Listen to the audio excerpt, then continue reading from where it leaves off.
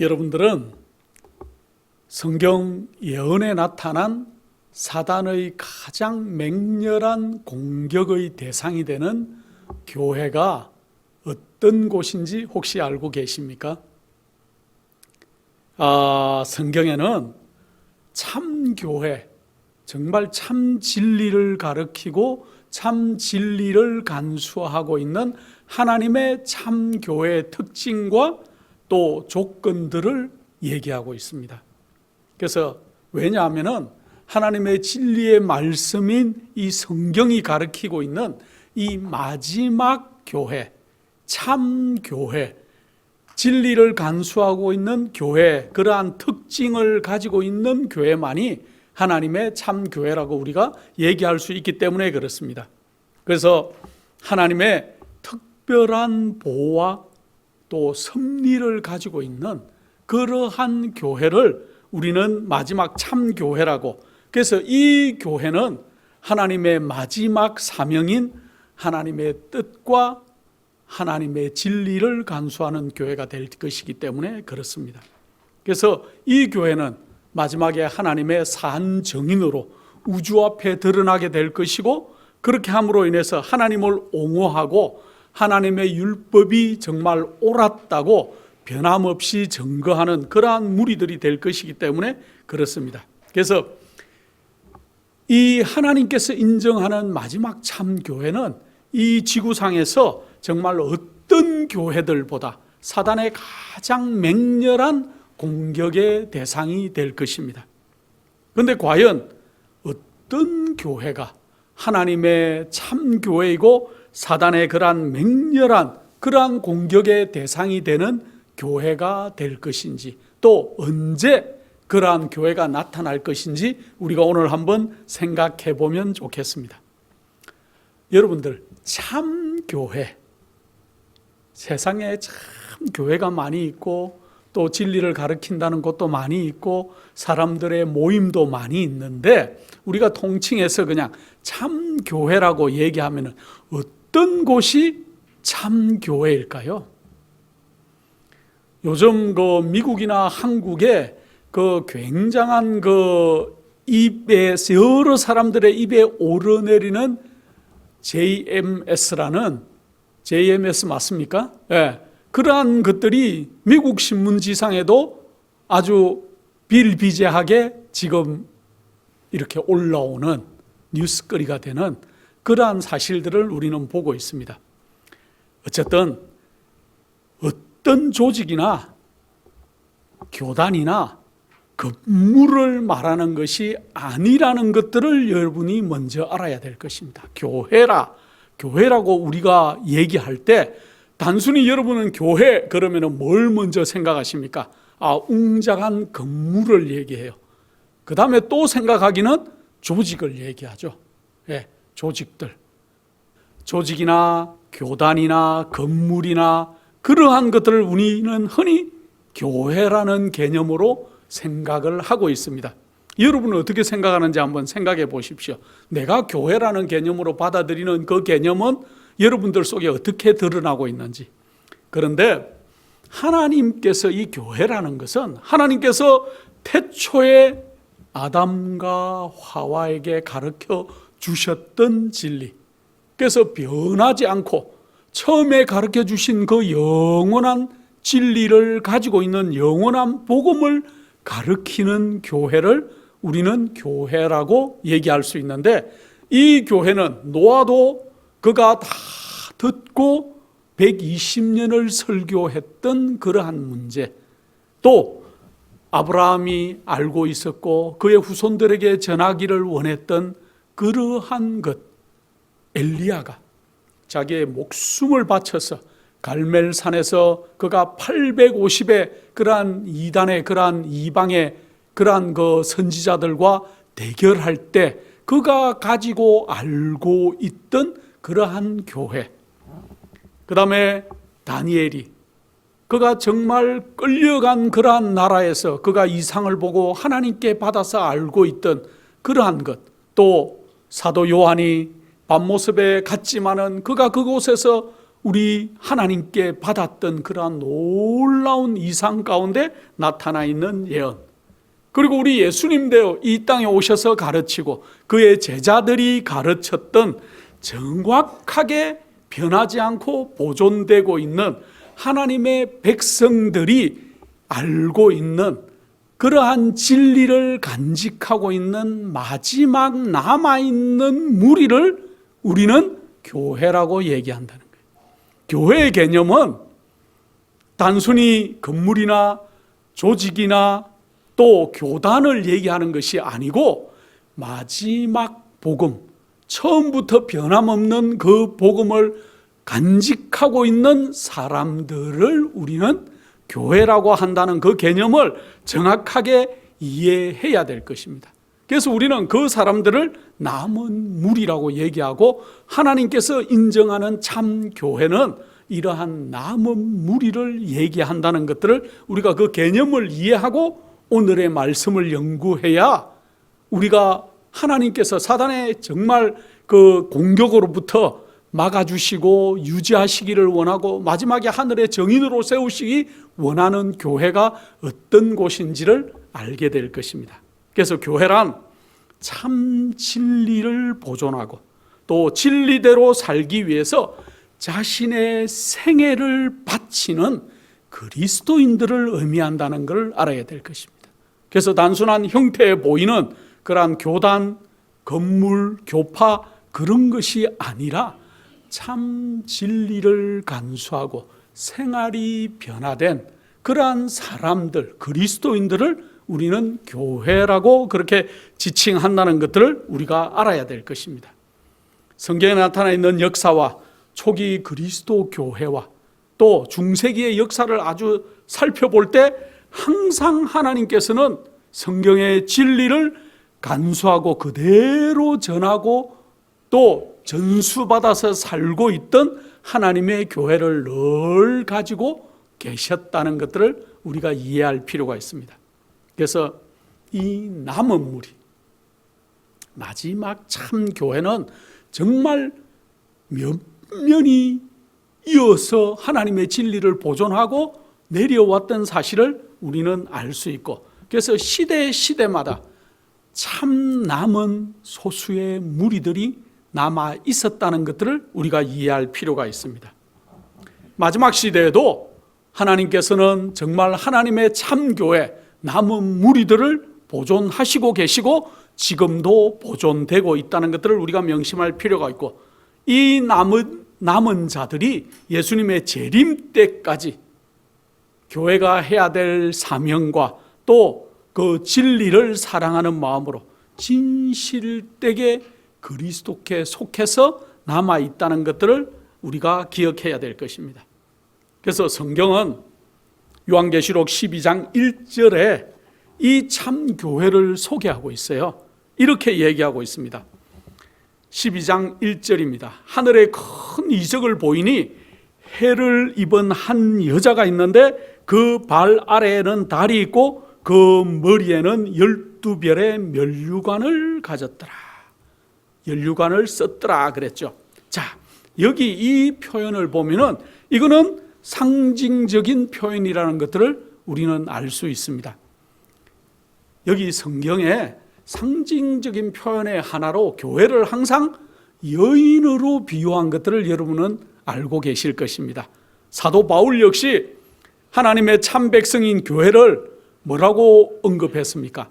정결한 처녀로 그렇게 표현한 것들을 알 수 있습니다. 고린도후서 11장 2절에 사도 바울은 이렇게 기록하고 있습니다. 내가 너희를 정결한 처녀로 한 남편인 그리스도께 드리려고 중매함이라 하고 표현하고 있습니다. 여기서 사도 바울은 교회를 누구로 표현했습니까? 정결한 처녀다 그렇게 표현했습니다. 선지자 예레미야는 예레미야서 6장 2절에 아름답고 묘한 딸 시온이라고 그렇게 표현하고 있습니다. 딸이라고 그렇게 표현하고 있죠. 이사야 선지자는 여기 보면은 이사야 51장 16절에 시온에게 이르기를 너는 내 백성이라 하리라. 예레미야 선지자는 아름답고 묘한 딸 시온이라고 했는데 또 이사야 선지자는 시온에게 이르기를 너는 내 백성이라고 그렇게 얘기하고 있습니다. 그래서 성경에는 우리가 볼 때 시온은 하나님의 백성을 뜻하는 것과 동시에 또 아름다운 딸로 그렇게 묘사하고 있습니다. 그래서 이 성경절들을 우리가 그냥 종합해 보면은 정결한 처녀, 시온, 아름다운 딸, 여인, 이런 모든 것들은 하나님의 백성, 누구를 가리킨다고요? 교회를 상징하는 그러한 것이다 하는 것들을 우리가 이해할 필요가 있습니다.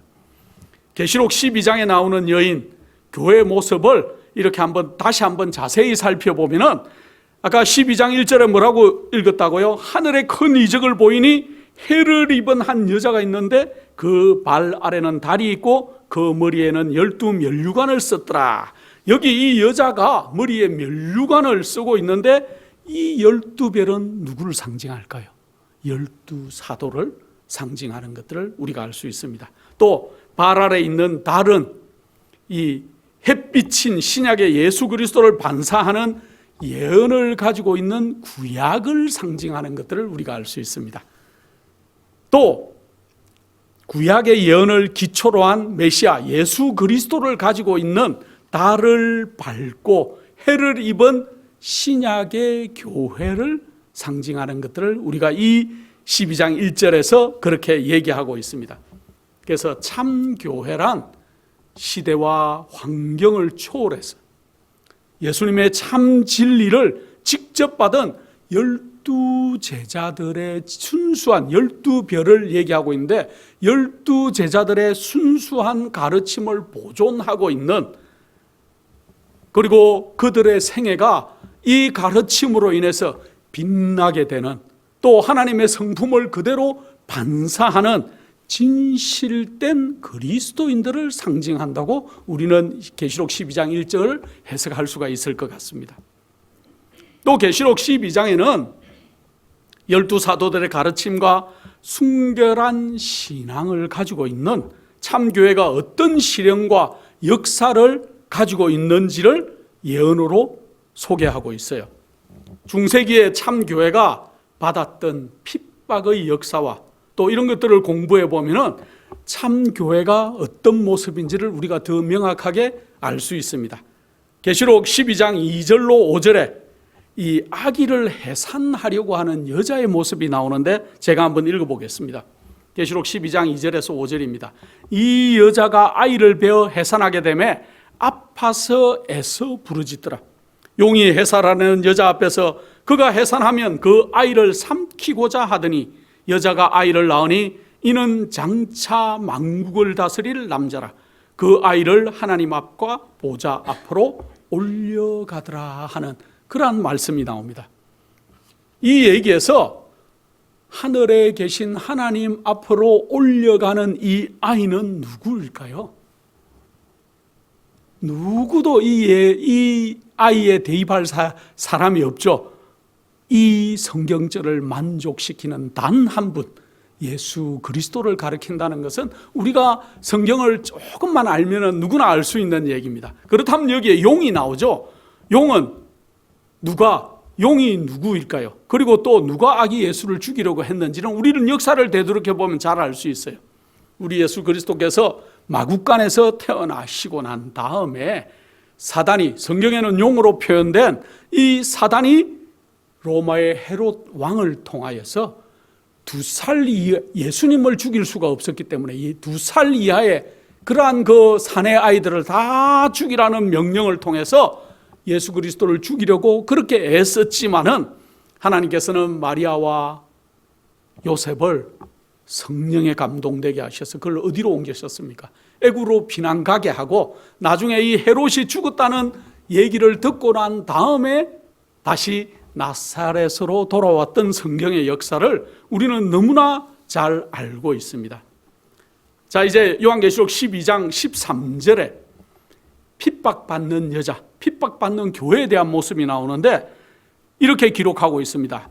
용이 자기가 땅으로 내어 쫓긴 것을 보고 남자를 낳은 여자를 핍박하는지라 그랬어요.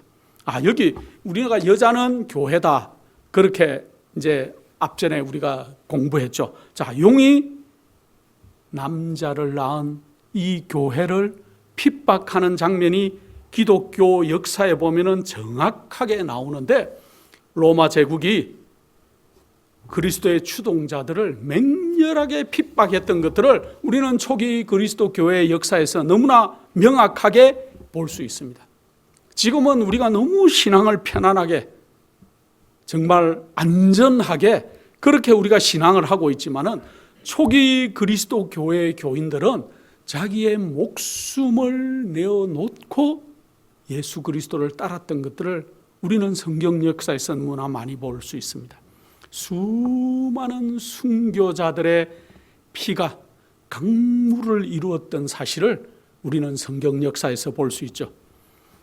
원래 이교를 믿던 로마 제국이 교황권의 세도에 굴복하면서 합병되고 난 다음에 이 그리스도인들을 교황권의 이름으로 핍박하는 그 놀라운 역사를 우리는 중세 암흑 시대 동안에 많이 볼 수 있는데, 성경 역사를 보면은 중세 암흑 시대에 순교한 그리스도인들이 5천만 명이나 된다는 기록이 있습니다. 대한민국의 인구가 5천만이 좀 넘습니까? 제가 정확하게 잘 모르겠습니다만 5천만 명의 인구가 종교 암흑 시대에 순교했다는 그 놀라운 역사 가운데 우리는 우리 마음을 다시 한번 살펴봐야 될 것입니다. 교황권의 핍박을 피하기 위해서 깊은 산과 계곡으로 도망해서 햇볕도 잘 들지 않는 곳에서 그들이 농사할 수 없어서 하나님께 기도하고 잠깐 해가 나는 며칠 시간 동안에 키울 수 있는 작물을 그들이 짧게 키워서 먹고, 또 그들이 정말 고생하며 신앙을 지켰던 놀라운 순교자들의 역사를 우리가 알아야 될 것입니다. 계시록 12장 14절에 그 여자가 큰 독수리의 두 날개를 받아 광야 자기 곳으로 날아가 거기서 그 뱀의 낯을 피하여 한 떼와 두 떼와 반 떼를 양육받음에 하는 아주 거룩한 얘기가 계시록 12장 14절에 나옵니다. 중세기 교황의 핍박을 피하기 위해서 이 여자, 참교회 남은 무리를 상징하는 이 여자는 알프스의 깊은 산속으로 피난할 수밖에 없었던 역사를 얘기하고 있습니다. 그런데 참교회가 얼마 동안 광야에 피신한다고 여기 나옵니까? 한 떼와 두 떼와 반 떼를 그렇게 피신한다는 그러한 얘기가 나오고 있죠. 6장에 여자가 광야로 도망하며 거기서 1260일 동안 저를 양육하기 위하여 하나님의 예비한 곳에 있더라. 계시록 12장 6절에는 다시 한 떼, 두 떼, 반 떼가 아니고 1260일 동안 하나님이 예비한 곳에 있었다고 얘기하고 있습니다. 성경에는 1260일이라는 얘기와 한 떼와 두 떼와 반 떼라는 기간은 동일한 기간인 것을 우리는 알 수 있는데, 여기서 떼, 한 떼, 두 떼, 반 떼 할 때 이 떼는 성경에 다니엘서 12장 13절에 이 떼를 어떻게 해석할 것인지가 나와 있습니다. 다니엘서 11장 13절에 북방왕은 돌아가서 그 뒤에 몇 대, 곧 몇 해 후에 대군과 많은 물건을 준비하였다가 하는 기록이 나옵니다. 여기 보면은 때는 곧 뭐라고요? 몇 해라고. 때라는 것은 한 해, 두 해 할 때 그 한 해, 두 해, 이어를 얘기하고 있다는 것들을 우리가 잘 알고 있습니다. 그래서 여기 보면은 한 때, 두 때, 반 때, 얼마입니까? 세 때 반. 다르게 다니엘서 11장 13절을 대입하면은 3년 반. 성경은 성경은 한 달을 30일로 계산해요. 성경의 계산법은 한 달을 30일로 계산하면은 3년 반은 1260일이 돼요. 1260일. 그래서 계시록 12장 6절에 말하는 1260일 동안 예비한 곳으로 보냈다는 그 얘기나 한 때, 두 때, 반 때는 같은 얘기인데 1260일. 자, 그런데 성경에 1일은 1년으로 계산하라는 놀라운 성경 구절이 한두 군데 나옵니다. 에스겔 4장 6절에 내가 내게 40일을 정하였나니 1일이 1년이니라 하는 얘기가 나옵니다. 그래서 성경 예언을 해석할 때 1일은 1년으로 계수하라는 놀라운 얘기죠. 민수기 14장 34절에도 또 이렇게 얘기합니다. 40일의 하루를 1년으로 환수하여. 그래서 1일은 1년으로 환산하면 1260일은 1260년이라는 예언의 기간이 나온다는 거죠. 그래서 한때와 두때 반때 3년 반, 그것은 1261이고 그것을 예언으로 환산하면 1260년이 된다는 것들을 이렇게 알 수 있습니다. 그러나 모든 날짜를 1일을 1년으로 계산해서는 안 된다는 것도 여러분들이 알아야 될 것입니다. 자, 그런데 1260년 동안 그러면 정확하게 핍박이 있었던지를 우리가 확인을 해봐야 될 것입니다. 역사 속에서 우리는 AD 538년에 로마 제국의 저스티니안 황제가 로마 교회의 절대적인 그러한 종교의 근위에 굴복해서 복종했던 것들을 우리가 알 수 있습니다. 그때부터 시작해서 1260년이 지나가는 우리가 그 역사를 종교 암흑 시대라고 부르는데, 이 교황권이 그 종교적인 독재를 이렇게 계속 휘두르다가 나중에는 유럽에 있는 많은 제국들이 그들이 왕을 새로 세우고 왕으로 이렇게 다시 취임을 받기 위해서는 누구 앞에 가서 무릎을 다 꿇었어요? 로만 캐토릭 교황권 앞에 가서 그들이 무릎을 꿇었던 사실을 우리는 역사적으로 너무나 잘 알고 있고, 그렇게 해서 점점 이 교황권은 종교와 정치에 결합된 힘으로 핍박하기 시작하는 절대적인 권력을 행사하게 되는데, 그 시기를 우리는 종교 암흑 시대다. 그때 종교 암흑 시대 동안에 얼마나 많은 핍박들이 이 땅에 있었는지는 우리가 이루 헤아릴 수가 없어요. 우리가 그때 태어나지 않은 것들을 감사해야 될 지경이에요. 제가 예전에 왈덴스인들에 대한 설교도 제가 여러분들에게 함께 한번 했던 적이 있습니다만은, 수많은 왈덴스인들, 또 휴고노와 알비젠스 같은 그리스도인들이 깊은 산속, 특별히 이탈리아 북부, 또 스위스의 알프스 같은 동굴 속에, 또 카타콜럼 속에서 정말 그들이 그곳에서 아이를 낳고 양육하고 다시 그곳에서 지내면서, 그러나 그들이 그 복음을 간수하고 변화지기를 싫어서 정말 태초부터 내려오던 그 복음을 목숨을 가지고 목숨을 바치면서까지도 지키고 그들이 복음을 전파했던 놀라운 역사에 우리는 하늘에 가면은 이분들을 만나서 감사해야 될 것입니다. 자, 그래서 이들이 1260년의 시간이 거의 찬점, 그때 이 지구상에는 어떤 일이 있었는가? 프랑스에서 혁명이 일어나죠. 그래서 프랑스 대혁명이라고 얘기하지만은 이 1798년, 이 1260년이 538년부터 끝나는 1798년의 마지막 즈음에 프랑스에서 일어난 이 혁명으로 통해 가지고 나폴레옹이 이끄는 그 휘하에 있던 버티어 장군이 이제 가가지고 누구를 잡습니까? 로마에서 교황 피어스 6세를 잡아다가 어디로 데리고 가요? 다시 파리로 데리고 가가지고 그 감옥에 넣어가지고 그 감옥에서 얼마 후에 목숨을 잃게 되죠. 그 해가 1798년. 그래서 이 프랑스 혁명 정부는 로마 교회 교황은 더 이상 존재하지 않는다고 이제 공식적으로 선언함으로써 종교 암흑 시대가 역사적으로 종말을 맞았던 역사를 우리는 성경에서 너무나 잘 읽을 수 있습니다.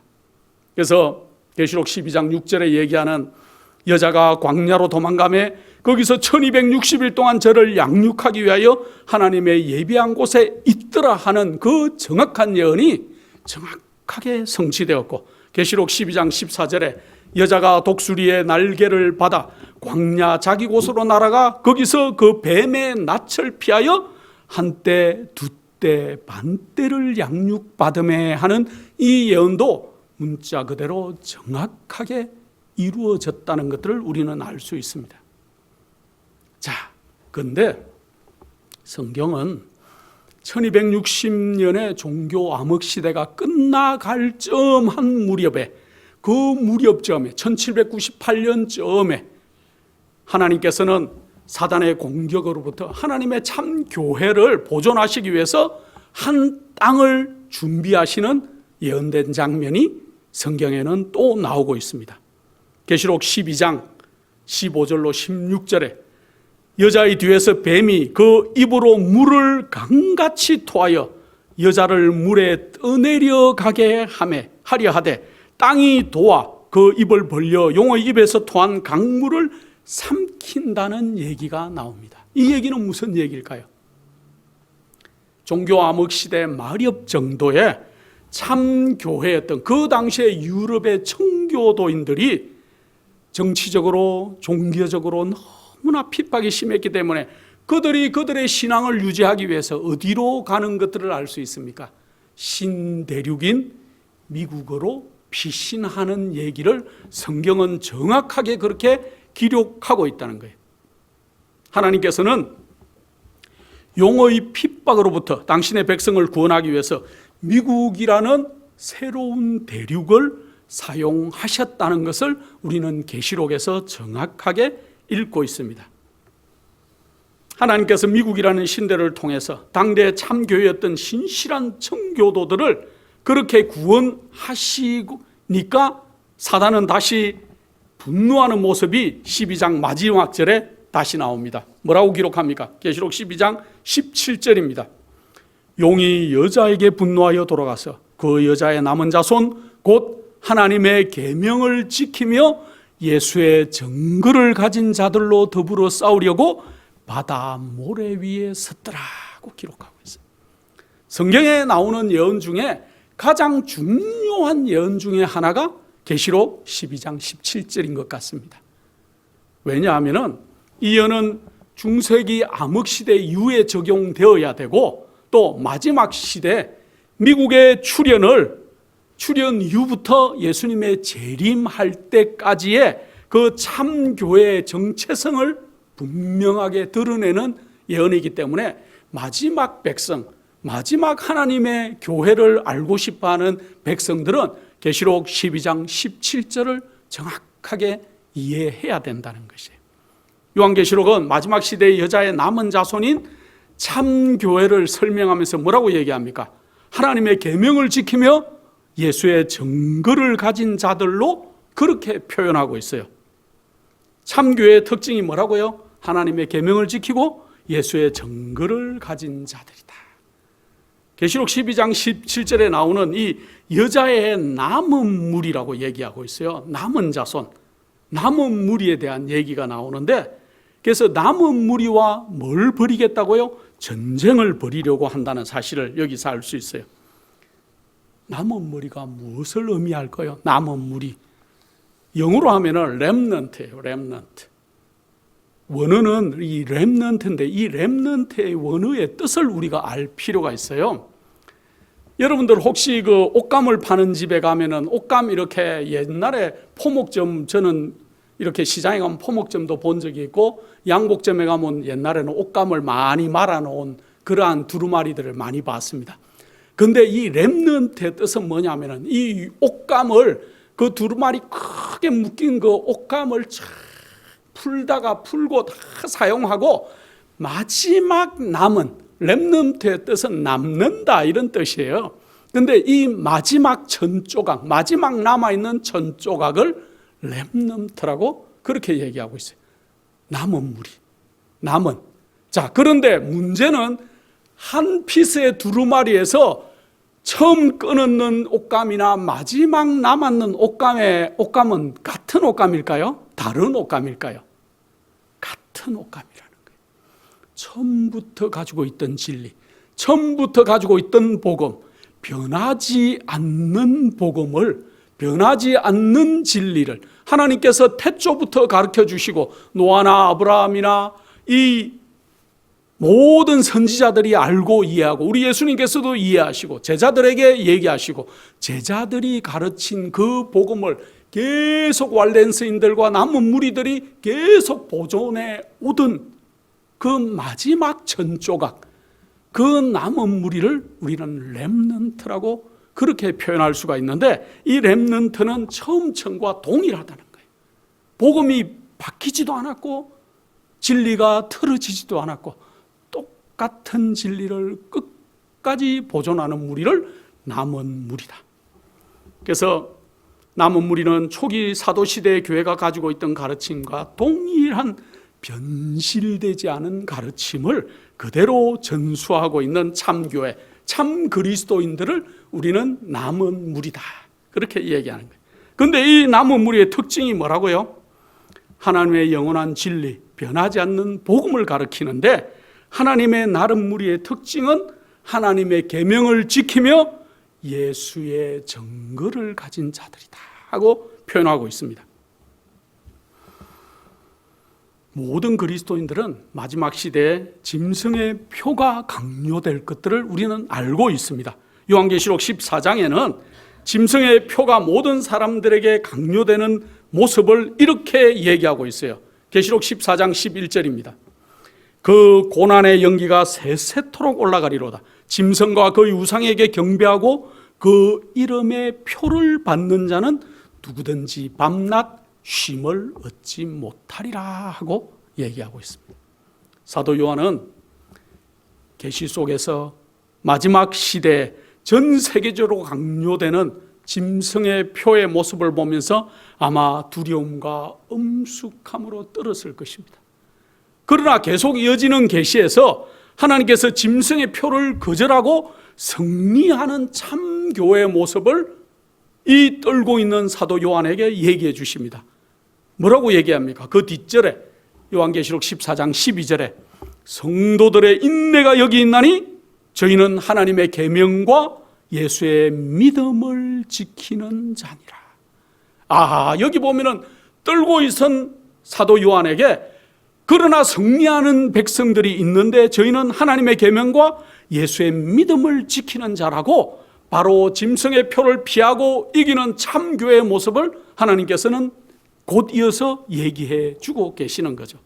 성경 마지막 장인 요한계시록 22장에도 이러한 얘기가 나옵니다. 마지막 시대에 누가 살아남아서 영생을 누리게 될 것인가 하고 표현하면서 뭐라고 표현하시냐면 계시록 22장 14절에 그의 계명을 지키는 자들은 복이 있나니 이는 저희가 생명나무에 나아가며 문들을 통하여 성에 들어갈 권세를 얻으려 함이로다. 승리하는 백성들은 뭐라고요? 계명을 지키는 자들이다. 이 계명을 지키는 자들은 복이 있다고 얘기합니다. 어떤 복을요? 그들은 성으로 들어갈 복, 거룩한 예루살렘 성 안으로 들어갈 수 있는 놀라운 복이 그들 앞에 이루어져 있다는 거예요. 조건이 있죠. 계명을 지키는 자들. 그래서 마지막 시대에 하늘에 들어가는 자의 특징을 설명하면서 계명을 신실히 지키는 자들이라고 그렇게 묘사하고 있습니다. 요한계시록은 마지막 시대에 참 교회를 계명을 지키는 자들이라고 예언하고 있어요. 현실을 살펴보면 오늘날에 정말 복음을 가르친다는 수많은 목사들과 종교 지도자들이 하나님의 계명은 십자가에서 폐해졌다고 얘기하고 있어요. 계명을 굳이 지킬 필요가 없다.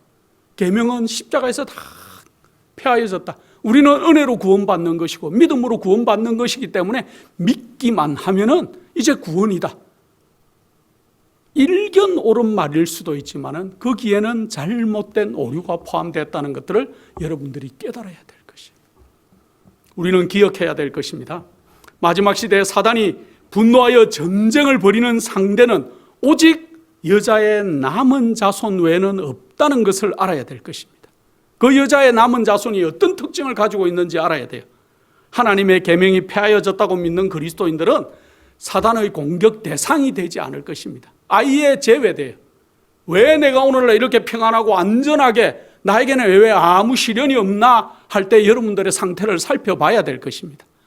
여러분들은 남은 자손이 아니라는 얘기일 수도 있다는 거예요.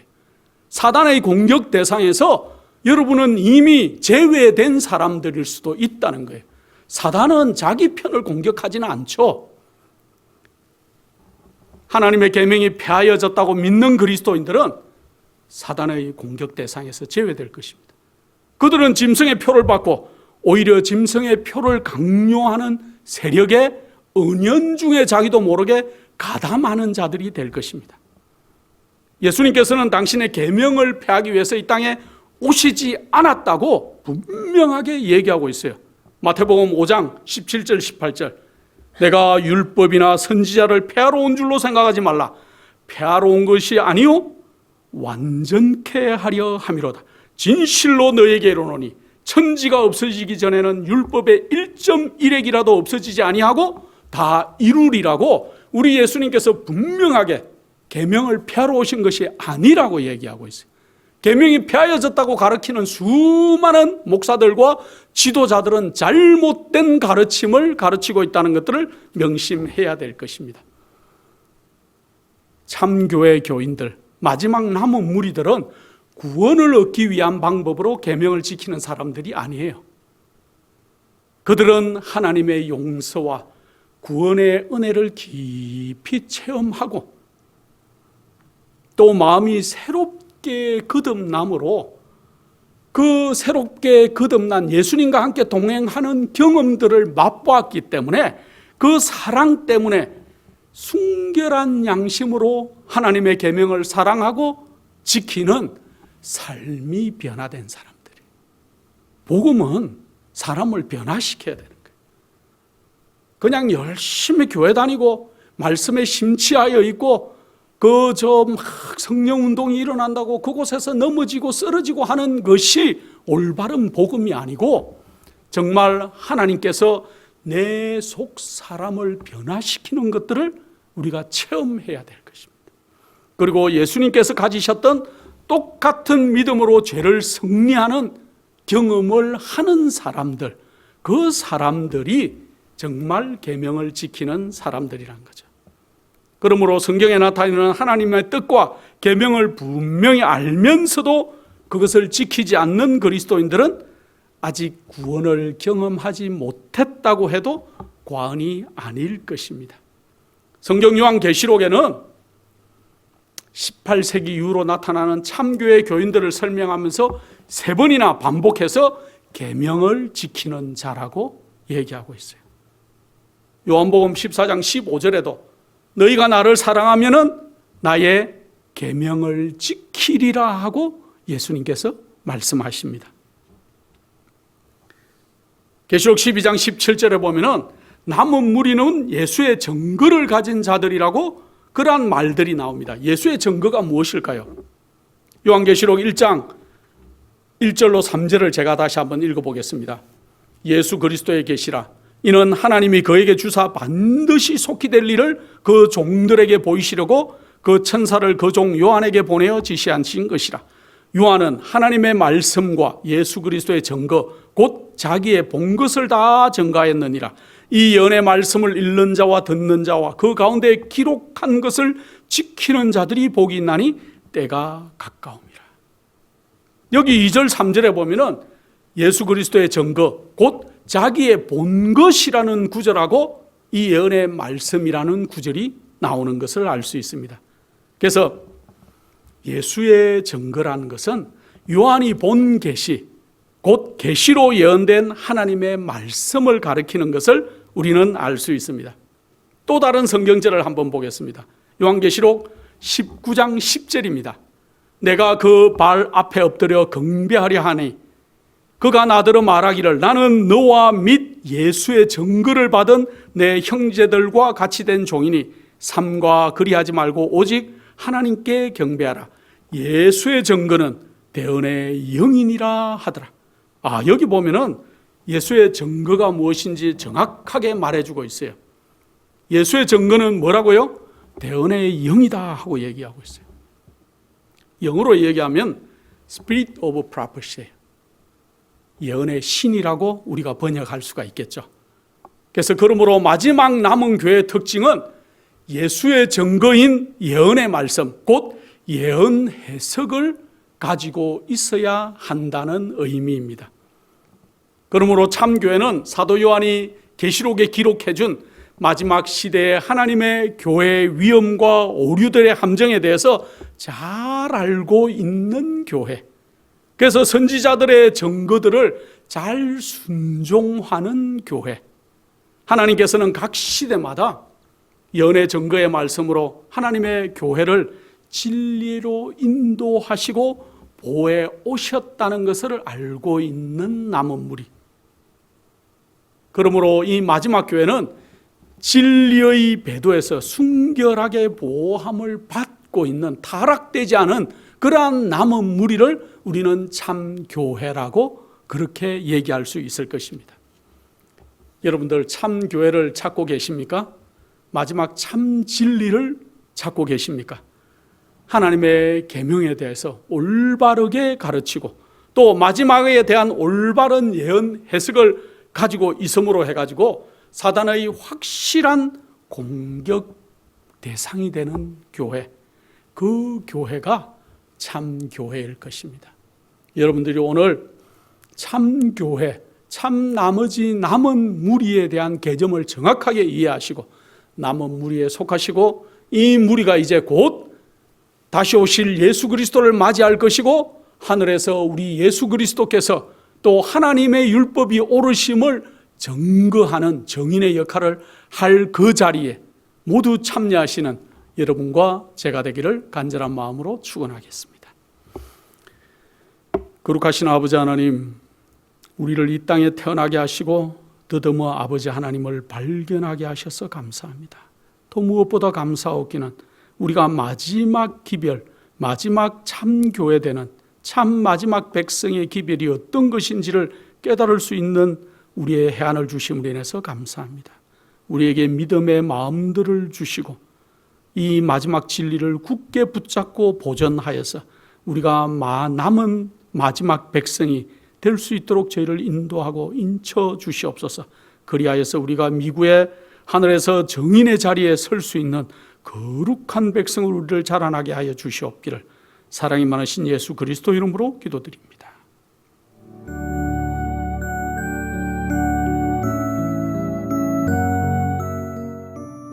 예수님의 재림이 가까워오고 있습니다. 지금은 영원한 하늘을 위해 준비해야 될 때입니다. 머지않아 우리의 재물은 아무 쓸모없는 것이 되고 말 것입니다. 하나님께 은혜를 받으셨다면 받으신 축복을 생애의 빛 복음 사업을 위해서 나누지 않으시렵니까?